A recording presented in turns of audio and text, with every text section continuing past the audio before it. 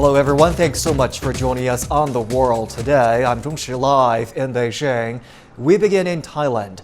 The country's election commission is announcing the preliminary results of the country's first general election since the 2014 military coup. And for that, let's check in with our correspondent Tony Chen in Bangkok. Tony, tell us more about the results. Earlier you reported on the abnormalities and the unexpected in the process of voting and counting. What are the reactions from different parties and political factions there? Well, at the moment, all of the parties are being very muted. I think they realize that something has gone wrong, but they're holding back their criticism until they can discover a little bit more. There has been considerable confusion here in Thailand because we were expecting a result last night. Then at 10 o'clock this morning, that's now been put back to any minute now in the election commission behind me. But we don't know what they're going to say. We have, however, continued to see this strange disparity in the results. In some areas, more votes are being recorded than there were actually voters going to the polls. In other places, there's a disparity in the numbers of men and women voting. They add up again to more voters than were registered. In some areas, we don't have any results at all. There are also constitutional issues. According to the Constitution, the election process, the election count should all take place in a clear and transparent process in one go. That clearly hasn't happened.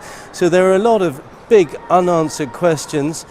We assume they're going to be addressed in this press conference any moment.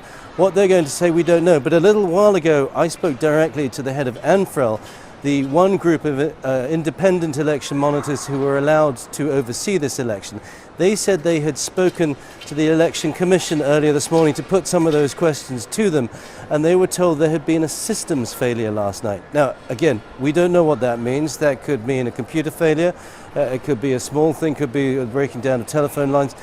But whatever, it does appear to have had a fairly considerable impact, and that is going to be a big problem. From what we saw of the count yesterday, the two main parties were closely contesting the lead. So that will be very much an issue. If there are question marks over that, that's going to be a problem. And this whole process happened under something of a cloud. It was deemed as a fairly unfair playing field set by the military, who clearly had a stake in this election result. So if the election counting, the vote counting, now has question marks over it itself, there are going to be real issues about the legitimacy of this election. We'll certainly keep a close eye on whether these questions will be addressed at the press conference. Our Tony Chen there in Bangkok for us. Tony, thanks so much. Two other news we're following for you today. Israeli authorities say a rocket launched from the Gaza Strip has struck a house in central Israel, wounding 6 people. This is the first such incident in 5 years in the Palestinian enclave. The early Monday morning attack hit Mishmeret, an agricultural town north of Tel Aviv. Israel's commercial capital and outlying communities last came under such an attack during the 2014 war with Gaza's Hamas Islamists. The U.S. Attorney General has released a summary of the special investigation of alleged Russian meddling in the 2016 election. The findings by Special Counsel Robert Mueller did not show that President Trump colluded with Russia during his campaign. Trump has already called it a complete and total exoneration, but some lawmakers do not agree. House Speaker Nancy Pelosi and Senate Minority Leader Chuck Schumer, both Democrats, said the summary raises as many questions as it answers and called for the public release of the full report. More trouble for Brexit. British Prime Minister Theresa May has held crisis talks with her Conservative colleagues, trying to breathe life into her twice-defeated withdrawal deal. It was reported her leadership is under threat as some in her cabinet are plotting to oust her. But key ministers have denied the claim.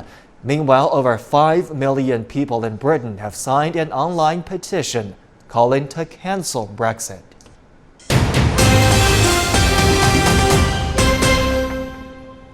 Now to the latest on President Xi Jinping's state visits. The Chinese leader is in France, the last stop of his three-nation tour in Europe. Xi Jinping met with the French President Emmanuel Macron in a resort village on the French Riviera on Sunday.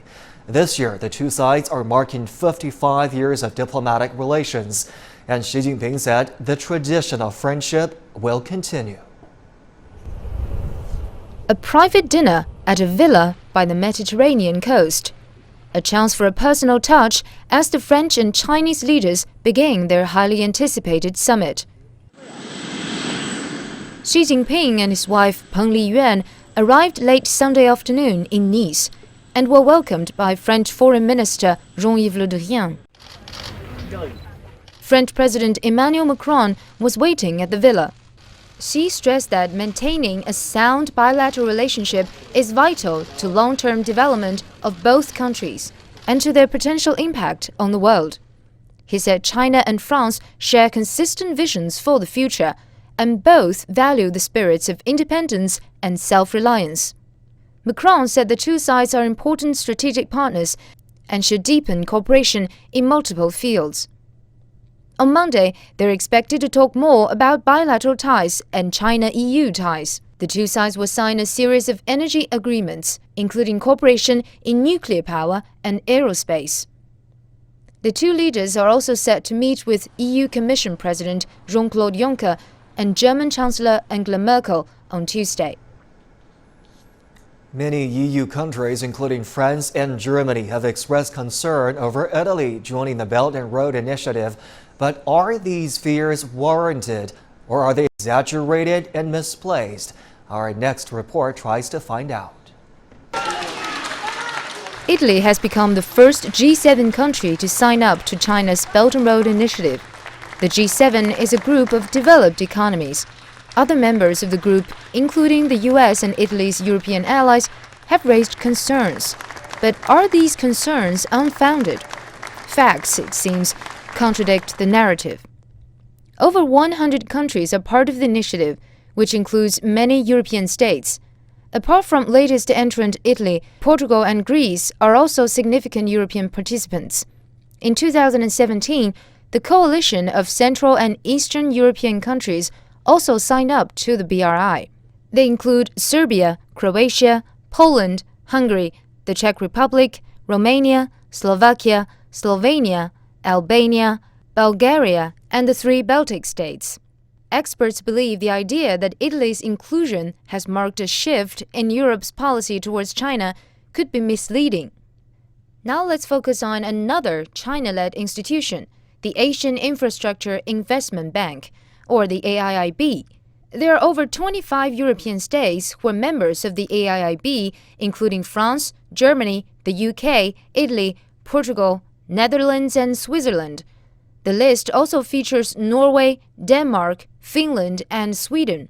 Central and Eastern Europe countries like Georgia, Poland, Austria, and Hungary are also members of the AIIB. Turkey, along with Belarus and Russia, also figure prominently. China and Europe have close economic ties as well. China is the EU's second-largest trading partner behind the United States, and the EU is China's biggest trading partner. Speaking of the major members of the European bloc, in 2018, the bilateral trade volume between China and France surpassed $60 billion. China continues to remain Germany's most important trading partner with a total trade volume of over $220 billion in 2018. Compare this to Italy, where bilateral trade reached over $50 billion in the same period. So the narrative of a so-called rivalry doesn't really reflect on the ground realities. With Nayan Seth, Ma Ke for CGTN. The city of Wuhan is in central China's Hubei province, has a long history in cooperation with friends.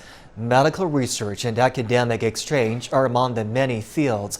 Our Sun Tianyuan visited Zhongnan Hospital of Wuhan University and shows us the dividends of this cooperation. This is perhaps the only hospital with both Chinese and French signs in Wuhan. Aside from that, Zhongnan Hospital also has China's first emergency center with a French rescue mode. French-Chinese doctor Dao Yan came in 2005 to take charge. We use France as a reference to learn from its advanced and mature rescue modes, which is integrating emergency medical treatment before and after admission. We pull our best resources, pushing the ICU's measures to the forefront for the best results. Zhao says Wuhan's China-France cooperation in the medical sector started as scholar exchanges. Then it gradually expanded into medical training after graduation. We are honored to have support from both sides. Frequent exchanges between high levels have indeed pushed programs forward and made great progress for medical research exchange. As the two nations push ties to new levels, Zhongnan Hospital is also eyeing the future by cultivating talent with an international vision. With the China-France Joint Education Program, the university has provided students and doctors more opportunities to see the world and make use of their knowledge. Yao Shiyi is one of the 24 students in the class of 2019. 3 years ago, she studied at University de Lorraine for 6 months. First, I have to say that I love the language. This program gives me a chance to practice at top French hospitals and meet friends in the field, so that I can apply the techniques in my future clinical work. And for the seniors, the memories are still fresh even years after graduation. Many of my French colleagues have great interest in China's development. The program is a wonderful way to help both sides get to know each other better, whether in the field of medical science or culture. Chinese students and doctors in the exchange program can further study or practice at sister hospitals in France and vice versa. Dr. Zhao hopes this momentum can extend further in both directions.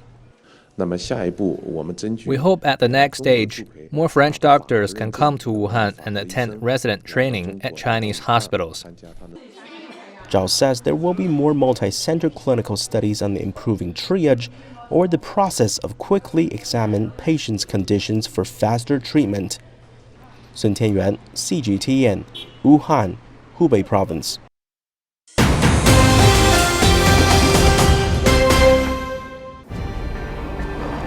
You've traveled to places where others couldn't be, seen things others couldn't imagine, and heard stories you can't be sure whether to believe. They say that you're privileged, that people look up to you. But only you know how much effort you've made.